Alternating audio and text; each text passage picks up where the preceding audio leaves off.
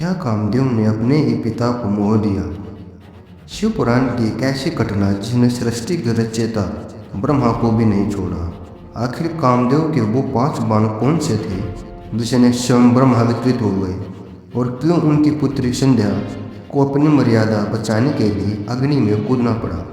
चलिए जानते हैं समय के उस काल की कहानी जब ब्रह्मांड एक शून्य था।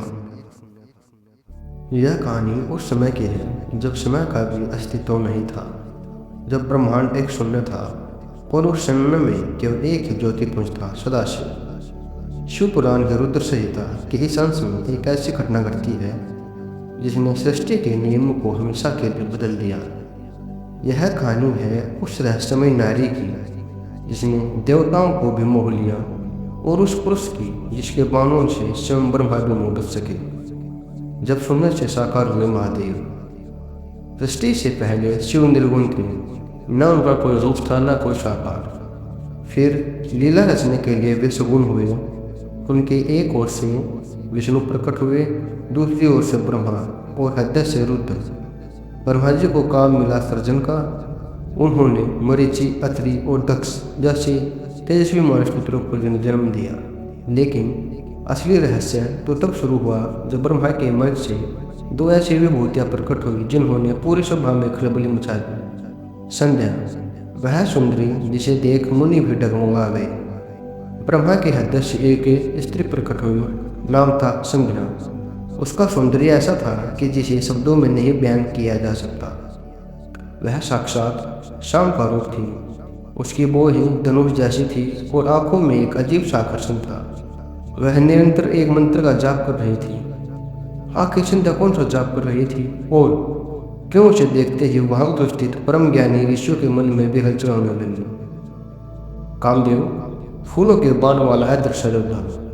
अब संध्या के रूप का सम्मोहन टूटा भी नहीं था कि ब्रह्मा के मन से एक और अद्भुत पुरुष प्रकट हुआ। उसकी कमर पतली थी, दांतों की पंक्ति कुंद के फूलों जैसी सफेद, शरीर से मतवाले हाथी जैसी मादक गंध आ रही थी। हाथों में था फूलों का धनुष और 5 बाण। उसने जो पर ब्रह्मा से पूछा, पितामह मेरा क्या कार्य है, मैं इस सृष्टि में क्या करूँगा? तब ब्रह्मा ने उसे वह वरदान दिया जिसने पूरे ब्रह्मांड को प्रेम और काम का बीज बो दिया। ब्रह्मा ने कहा, तुम इन 5 बाणों से देवताओं, असुरों और मनुष्यों सबको मोहित करोगे। तुम प्राणियों के हृदयों में छिप कर रहोगे और कोई भी जीव तुम्हारा तिरस्कार नहीं कर पाएगा। अब आगे क्या होगा? कामदेव को अपनी शक्ति मिल चुकी थी। उसके सामने खड़ी थी विश्व की सबसे सुंदरी नारी संध्या, और वहां उपस्थित थे सृष्टि के रचयिता ब्रह्मा और उनके मानस पुत्र। क्या कामदेव अपने ही पिता पर अपने बाणों का परीक्षण करेगा? क्या संध्या उस कामजाल से बच पाएगी? और सबसे बड़ा सवाल, जब इन बाणों को खबर वगैरह के शिव तक जाएगी तो क्या होगा? क्या आप जानते हैं कि कामदेव ने अपना पहला बाण किस पर चलाया और उसका भयानक परिणाम क्या हुआ? यह कहानी उस मोड़ पर है जहां सृष्टि के नियम लिखे जा रहे थे। कामदेव का जन्म हो चुका था, लेकिन अभी तक उसे न तो नाम मिला था, न पहचान, और न ही जीवन की संगनी। शिव पुराण की इस कथा में छिपा है एक गहरा रहस्य। कैसे एक बेनाम पुरुष ब्रह्मांड का सबसे शक्तिशाली कामदेव बना, और कैसे एक विद्रोही पुत्री ने अपनी तपस्या से सृष्टि के नियमों को चुनौती दे दी। कामदेव के 5 रहस्यमय नाम और उनका अर्थ। जब ब्रह्मा के मानस पुत्र मरीचि, अत्रि आदि ने उस अद्भुत पुरुष को देखा तो वे उसके प्रभाव से कांप उठे। उन्होंने उसे देखते ही 5 ऐसे नाम दिए जो आज भी संसार को मदहोश करती हैं। मनमत, क्योंकि उन्होंने जन्म लेते ही ऋषियों के मन को मत दिया। काम, क्योंकि यह अपनी इच्छा काम के अनुसार कोई भी रूप धारण कर सकता है। मदन, क्योंकि यह समस्त प्राणियों को मद नशे में चूर कर देता है। चौथा नाम था दर्पक, क्योंकि उसके पास अहंकार को चूर करने की शक्ति है। कंद्रप, क्योंकि यह अत्यंत गर्व के साथ प्रकट हुआ था। ऋषियों ने भविष्यवाणी की, देवताओं का सम्मिलित बल भी तुम्हारे समान नहीं होगा, तुम सर्वव्यापी होगी। पसीने से जन्मे सुंदरी रति के साथ वीणा। कामदेव के पास शक्ति थी, नाम था, पर अधूरापन था।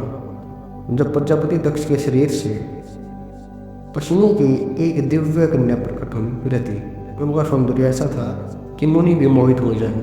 दक्ष ने संकल्प लेकर रति को कामदेव को सौंप दिया। जैसे शाम के समय बादलों के बीच बिजली चमकती है, वैसे ही रति और कामदेव की जोड़ी सुशोभित हुई। कामदेव ने रति को अपने हृदय के सिंहासन पर वैसे ही बिठाया जैसे कोई योगी योग विद्या को धारण करता है। संध्या का विद्रोह अब बस बहुत हुआ। ब्रह्मा की पुत्री संध्या के मन में गहरा पछतावा था। उसने देखा कि कामदेव के प्रभाव से सृष्टि में मर्यादाएं टूट रही हैं। उसने एक और कठोर निर्णय लिया, मैं इस शरीर को अग्नि में स्वाहा कर दूंगी। मैं ऐसी तपस्या करूंगी कि आज के बाद कोई भी प्राणी पैदा होते ही कामदेव काम वासना से ग्रस्त न हो। तब तक जवानी न आए तब तक कामदेव का बाण किसी पर न चले। संध्या ने राजमहल त्याग दिया और निकल पड़ी चंद्रभाग पर्वत की ओर, जहाँ से चंद्रभागा नदी बहती है। वशिष्ठ मुनि को रहस्यमय मंत्र।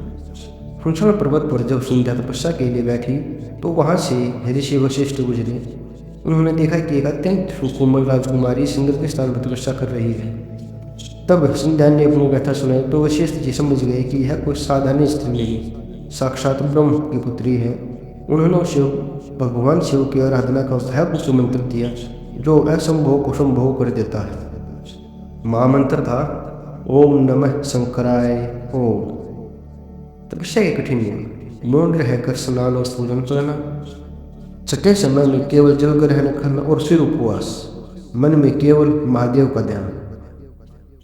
आगे क्या हुआ?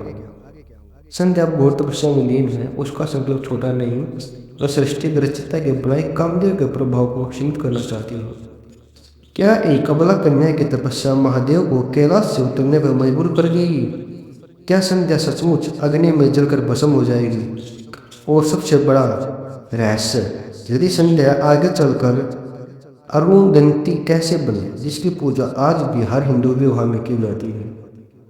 क्या आप जानना चाहते हैं कि जब साक्षात शिव प्रकट हुए तो उन्होंने संध्या को क्या वरदान दिया? यह कथा शिव पुराण का वह स्वर्णिम अध्याय है जहाँ एक स्त्री का संकल्प और महादेव की करुणा मिलकर सृष्टि के नए नियम लिखती हैं। इसमें संध्या की कठिन तपस्या, उसकी अद्भुत स्तुति और महादेव का वह वरदान है जिसमें काम डिजायर को मर्यादा तय गई। 4 युगों की घोर तपस्या। ऋषि वशिष्ठ से दीक्षा लेने के बाद संध्या व्रत ललोहित सरोवर के तट पर तप में लीन हो गई। समय का पहिया घूमता रहा। 1-2 साल नहीं बल्कि पूरे 4 युग बीत गए। संध्या का शरीर वस्त्र वस्त्र और जटाओं से ढका था। उसका मुख भूख और तप से कुम्हारी कमर जैसा हो गया था। अंत उसकी शक्ति से पिंग कर साक्षात भगवान शिव प्रकट हुए। पहले उन्होंने संध्या के हृदय में प्रवेश कर उसे दिव्य ज्ञान और दिव्य वाणी दी ताकि वह परम ब्रह्म की स्तुति कर सके।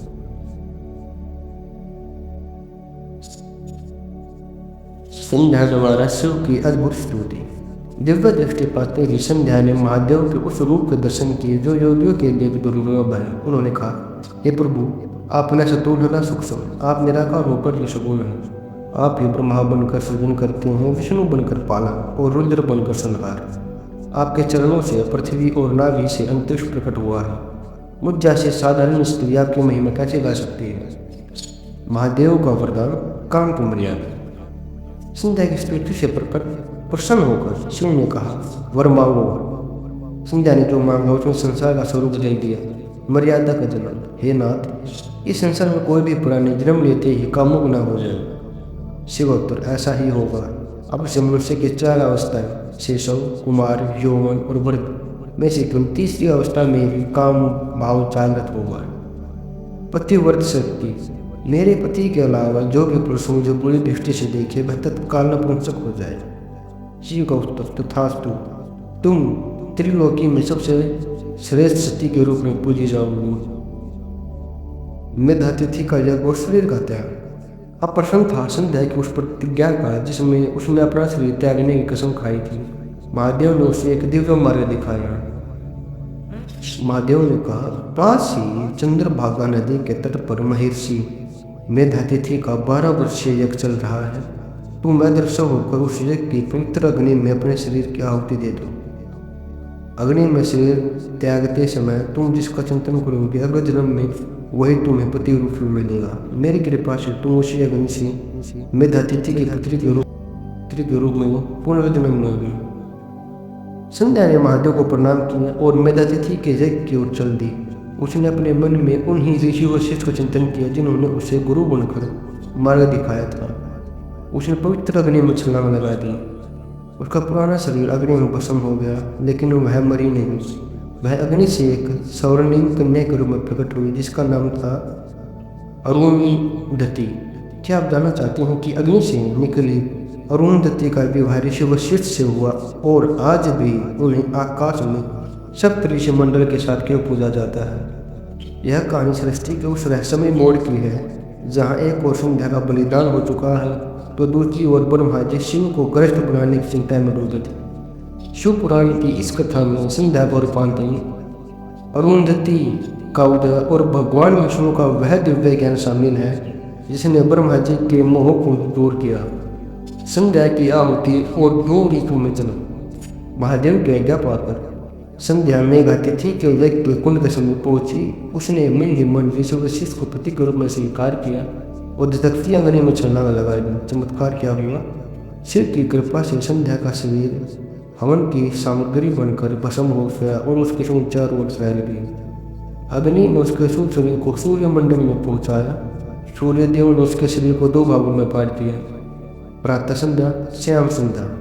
प्रातः संध्या जो सूर्योदय से पहले देवताओं को प्रसन्न करती है, श्याम संध्या जो सूर्य अस्त के समय पितरों को आनंद देती है। अरुंधति का अवतार और विवाह। यज्ञ की समाप्ति पर वही संध्या अग्नि की ज्वाला से एक अत्यंत निष्ठुर कन्या के रूप में प्रकट हुई।